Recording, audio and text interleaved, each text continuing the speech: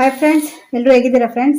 ಇವತ್ತು ನಾವು ಬದನೆಕಾಯಿದ್ದು ನಾನು ಮೊಸರು ಬಜ್ಜಿ ಮಾಡ್ತಾ ಇದ್ದೇನೆ. ಇದು ನಮ್ಮ ಕಡೆ ಸಿಗೋ ಬದನೆಕಾಯಿದು ಕಟ್ ಮಾಡಿ ಬೇಯಿಸಿ ಇಟ್ಕೊಂಡಿದ್ದೇನೆ. ನಿಮ್ಗೆ ಗೊತ್ತಿರ್ಬೋದು, ಈ ಕಡೆ ಮಟ್ಟುಗುಳ್ಳ ಅಂತ ಕರೀತಾರೆ ಇದನ್ನು. ನಾವು ಬದನೆಕಾಯಿದು ಮಂಗಳೂರು ಬದನೆಕಾಯಿದು ಇದರಲ್ಲಿ ಮೊಸರು ಬಜ್ಜಿ ಮಾಡ್ತಾ ಇದ್ದೇನೆ. ಒಂದು ಬದನೆಕಾಯಿ ತೊಗೊಂಡಿದ್ದೇನೆ, ಅದನ್ನು ಈ ರೀತಿ ಕಟ್ ಮಾಡಿ ಬೇಯಿಸಿ ಇಟ್ಕೊಂಡಿದ್ದೇನೆ. ಮತ್ತು ಒಂದು ಸ್ವಲ್ಪ ಕರಿಬೇವು ಮತ್ತು ಒಂದು ಸ್ವಲ್ಪ ಕೊತ್ತಂಬರಿ ಸೊಪ್ಪು ಮತ್ತು ಖಾರಕ್ಕೆ ಒಂದು 2-3 ಹಸಿಮೆಣಸಿನ್ಕಾಯಿ ಮತ್ತು ಇದಕ್ಕೆ ಮೊಸರು ಬಜ್ಜಿ ಆದ್ದರಿಂದ ಒಂದು ಸ್ವಲ್ಪ ಮೊಸರು ತೊಗೊಂಡಿದ್ದೇನೆ. ಗಟ್ಟಿ ಮೊಸರಿಗೆ ಒಂದು ಸ್ವಲ್ಪ ನೀರು ಹಾಕಿ ನೀರು ಮಾಡ್ಕೊಂಡಿದ್ದೇನೆ. ತುಂಬ ಗಟ್ಟಿ ಹಾಕಬೇಕು ಅಂತೇನಿಲ್ಲ, ಸ್ವಲ್ಪ ನೀರು ಮಾಡಿ ಹಾಕ್ಕೊಳ್ಬೋದು.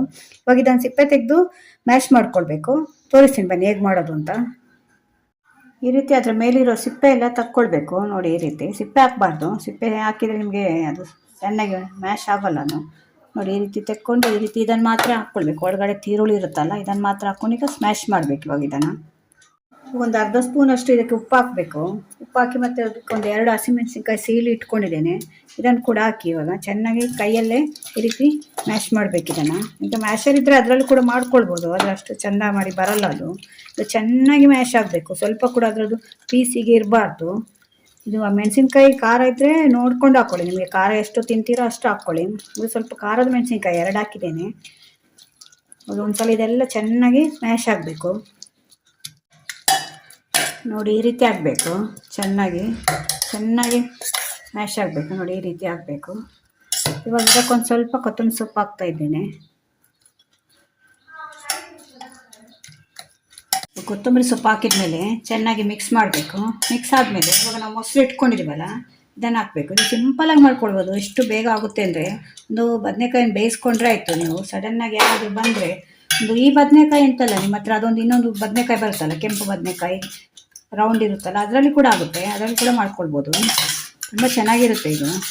ಇದಕ್ಕೆ ಹುಳಿ ಎಲ್ಲ ಏನೂ ಹಾಕ್ಲಿಕ್ಕಿಲ್ಲ, ಯಾಕೆಂದರೆ ಮೊಸರು ಹಾಕ್ತಿದ್ದೇವಲ್ಲ, ಮೊಸರು ಸ್ವಲ್ಪ ಹುಳಿ ಇದ್ದರೆ ಇನ್ನೂ ಚೆನ್ನಾಗಿರುತ್ತೆ. ಹಾಕಿ ಒಂದ್ಸಲ ಚೆನ್ನಾಗಿ ಮಿಕ್ಸ್ ಮಾಡ್ಕೊಳ್ಳಿ.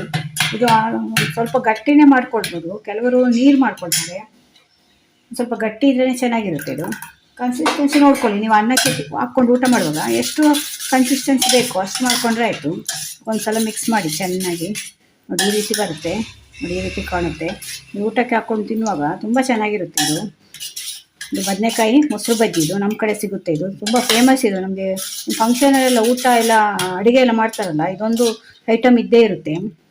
ಇವಾಗ ಇದಾಯಿತು. ಇದಕ್ಕೆ ಇವಾಗ ಒಂದು ಒಗ್ಗರಣೆ ಕೊಡಬೇಕು. ಇವಾಗ ಒಂದು ಒಗ್ಗರಣೆ ಮಾಡ್ತಾ ಇದ್ದೇನೆ. ಅದಕ್ಕೆ 1 ಸ್ಪೂನು ಸಾಸಿವೆ, 1/4 ಸ್ಪೂನಷ್ಟು ಜೀರಿಗೆ ಹಾಕ್ತಾ ಇದ್ದೇನೆ, ಮತ್ತೊಂದು ಅರ್ಧ ಸ್ಪೂನಷ್ಟು ಉದ್ದಿನಬೇಳೆ, ಮತ್ತೊಂದು ಸ್ವಲ್ಪ ಕರಿಬೇವು ಮತ್ತು 1 ಕೆಂಪು ಮೆಣಸಿನ್ಕಾಯಿ. ಇಷ್ಟು ಹಾಕಿ ಒಗ್ಗರಣೆ ಮಾಡಿದರೆ ಆಯಿತು. ಕೆಲವರು ಹಿಂಗೆ ಹಾಕ್ಕೊಳ್ತಾರೆ, ನೀವು ಬೇಕಿದ್ರೆ ಹಿಂಗೆ ಹಾಕ್ಕೊಳ್ಬೋದು. ಆದರೆ ಮೊಸರು ಹಾಕಿದರೆ ಹಿಂಗೆ ಹಾಕಿದರೆ ಅಷ್ಟು ಒಳ್ಳೇದಿರೋಲ್ಲ. ಅದನ್ನು ನಾನು ಹಿಂಗೆ ಹಾಕ್ತಾಯಿಲ್ಲ. ಇವಾಗ ಇದನ್ನು ಒಗ್ಗರಣೆ ಅದಕ್ಕೆ ಹಾಕಬೇಕು. ಇದು ಒಗ್ಗರಣೆ ಆಯಿತು. ನೋಡಿ ಫ್ರೆಂಡ್ಸ್, ಬದನೆಕಾಯಿ ಮೊಸರು ಬಜ್ಜಿ ರೆಡಿಯಾಗಿದೆ. ಇದು ತುಂಬ ಚೆನ್ನಾಗಿರುತ್ತೆ ಅನ್ನದ ಜೊತೆ ತಿನ್ನಲಿಕ್ಕೆ. ಅದು ಈ ಸಮ್ಮರಲ್ಲಿ ತುಂಬ ಮಾಡಿಸಿದಾಗಿರುತ್ತೆ ಇದು ನೀವು ಮಾಡ್ಕೊಂಡು ತಿಂದರೆ. ಯಾಕೆಂದರೆ ಸಮ್ಮರಲ್ಲಿ ನಮಗೆ ಜಾಸ್ತಿ ಊಟ ಮಾಡಲಿಕ್ಕೆ ಆಗಲ್ಲ.